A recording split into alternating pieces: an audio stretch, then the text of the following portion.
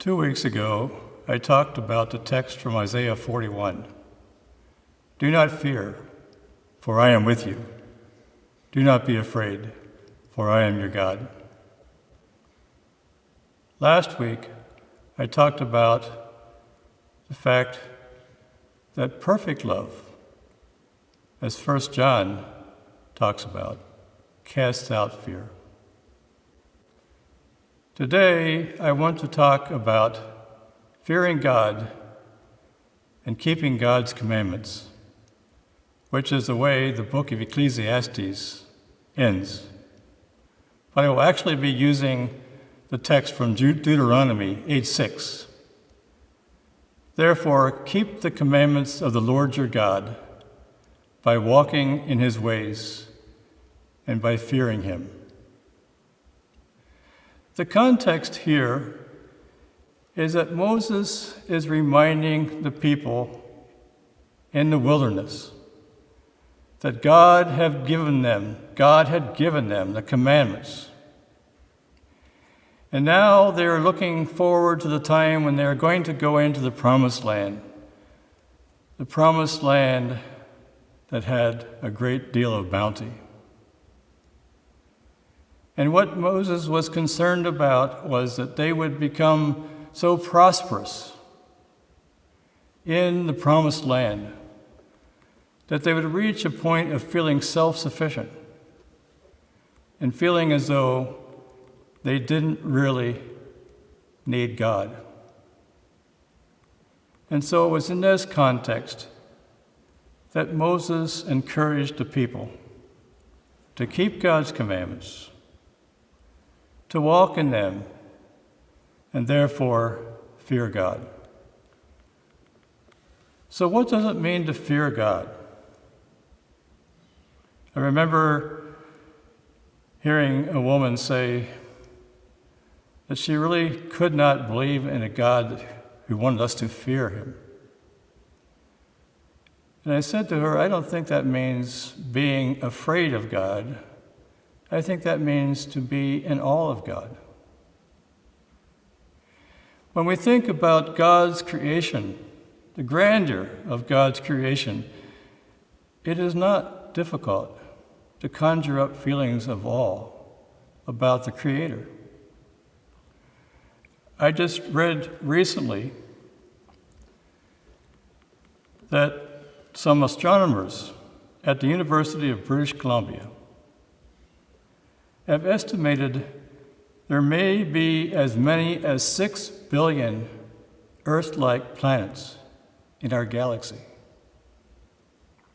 That just blows my mind. 6 billion Earth-like planets in our galaxy. What a creation. What a creator God.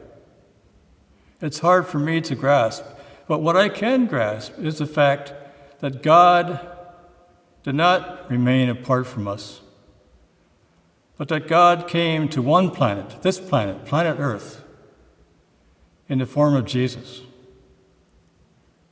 to live with us, to bear up our burdens and our sins, and to show us how to live. This fear of God that Moses was talking about should lead to 2 things, minimally. One is worship of God, and the other is obeying God's commandments. And remember, one of those commandments was to keep the Sabbath as a way of remembering what God had done for the people in the past in liberating them from oppressive Egypt. It's said sometimes that the Jews did not keep the Sabbath. The Sabbath kept them. It is remembering what God has done for us that we recovenant with God to be part of God's people, and then commit ourselves to keeping God's commandments. And we do that within the context now of this pandemic. Sometimes when I hear people say that we are living in the worst of all possible times, I'm inclined to say, now wait a minute. There certainly have been worse times in history than what we're experiencing now. But that was pre-pandemic. And I'm not prepared to say that this is the worst of all possible times in all of history, but I think it's true that this may in fact be the worst time in our lives, at least for many of us.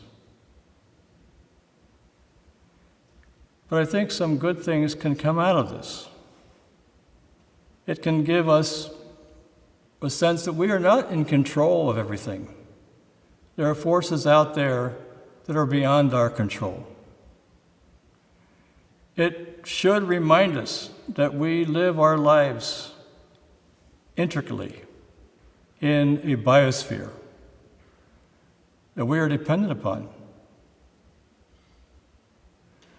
I think it also should remind us that we are dependent on others, to be sure, but also especially dependent on God. It should, in other words, remind us of the perils of prosperity. And I think we could admit that most of us here at College Night Church really do benefit from prosperity. If nothing else comes out of the pandemic, a sense that we are not self-sufficient. We are not independent human beings, but we rely on each other, and we rely on God. Therefore, keep the commandments of the Lord your God by walking in his ways and by fearing him.